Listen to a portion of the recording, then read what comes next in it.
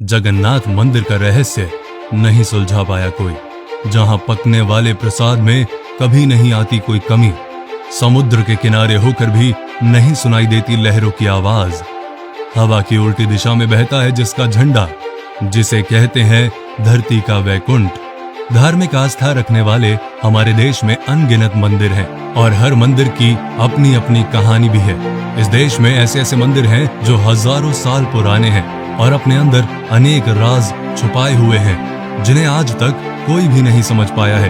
भारत के हर मंदिर पर दुनिया के बड़े से बड़े वैज्ञानिकों ने रिसर्च किया, लेकिन इन मंदिरों के रहस्य के आगे उन वैज्ञानिकों को झुकना पड़ा। आज मैं आपको ऐसे ही एक रहस्यमय मंदिर के बारे में बताऊंगा जिसके बारे में सुनकर आप हैरान हो जाएंगे। जगन्नाथपुरी मंदिर। उड़ीसा का जगन्नाथपुरी मंदिर भगवान श्री कृष्ण का मंदिर है। अगर आपको ना पता हो तो मैं आपको बता दूं कि चारों धाम में से एक धाम है ये मंदिर।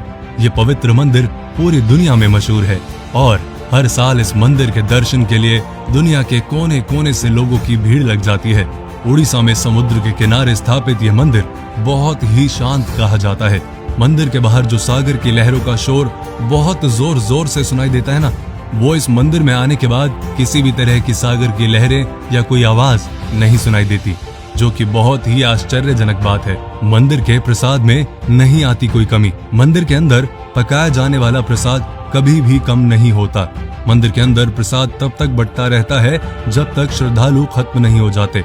यहाँ डेली हजारों और लाखों की संख्या में श्रद्धालु आते हैं जिनके लिए डेली लंगर लगाया जाता है। इस लंगर में भी कभी कोई कमी नहीं आती, जिसका कारण है इस मंदिर की रसोई में छिपा रहस्य।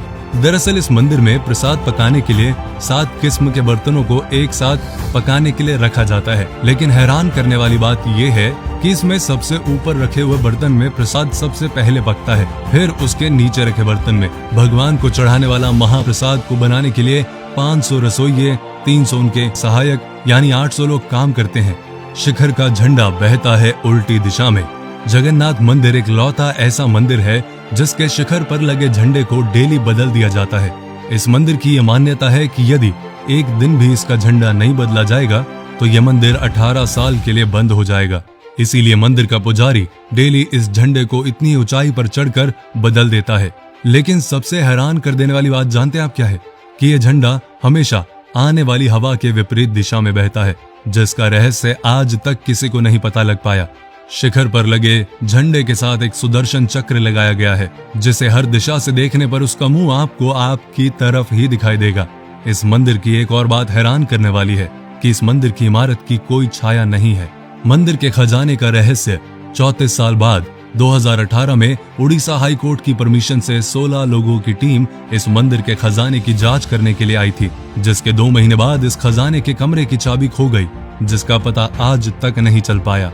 जांच करने वाली टीम ने रतन भंडार के रक्षक की मूर्ति की शपथ लेकर जांच शुरू की थी कि वहां की किसी वस्तु को और खजाने को वो हाथ नहीं लगाएंगे। उनका काम केवल सुरक्षा की जांच करना था। इस मंदिर के बारे में यह भी कहा जाता है कि इस मंदिर का निर्माण 7वीं सदी में किया गया था। अब तक ये मंदिर 3 बार टूट चुका है। 1174 ईस्वी में इस मंदिर को दोबारा अनंग भीमदेव ने बनाया था। कहा जाता है कि राजा इंद्रदेवमान को सपने में भगवान विष्णु ने दर्शन दिए और कहा कि नीलांचल पर्वत की एक गुफा में मेरी एक मूर्ति है जिसे नील माधव कहते हैं, उस मूर्ति के लिए एक मंदिर बनवाकर स्थापित कर दो। जिसके बाद राजा के सेवक नील माधव की मूर्ति को एक कबीले से चुरा लाए जो इस मूर्ति की पूजा करते थे, लेकिन मूर्ति चुराने के कारण नील माधव की मूर्ति नाराज होकर वापस चली गई और राजा से वचन देकर गई कि वो वापस जरूर आएंगे, लेकिन पहले वो उनके लिए मंदिर बनवाए। राजा ने मंदिर बनाया और भगवान विष्णु से आने की विनती की। भगवान विष्णु ने कहा कि पहले समुद्र में द्वारिका से तैरकर आ रहे पेड़ का बड़ा टुकड़ा उठा कर लाओ और उससे मेरी मूर्ति बनाओ। राजा के काफी कोशिश करने के बाद भी वो टुकड़ा ना उठा पाए, जिसके बाद राजा ने उसी कबीले के मुखिया से मदद मांगी और पेड़ का टुकड़ा उठा लाए, लेकिन कोई भी उससे भगवान की मूर्ति ना बना सका। जिसके बाद विश्वकर्मा भगवान एक वृद्ध व्यक्ति का रूप धारण कर आए और मूर्ति बनाने के लिए राजी हो गए, लेकिन उन्होंने एक शर्त रखी कि जब तक मैं मूर्ति ना बना लूं कोई भीतर ना आए। लेकिन रानी को उनका काम देखने की उत्सुकता हुई और रानी के कहने पर राजा ने कमरा खोल दिया। जैसे ही कमरा खुला तो वृद्ध व्यक्ति वहां से गायब हो गया और कमरे में 3 अधूरी मूर्तियां पड़ी थी।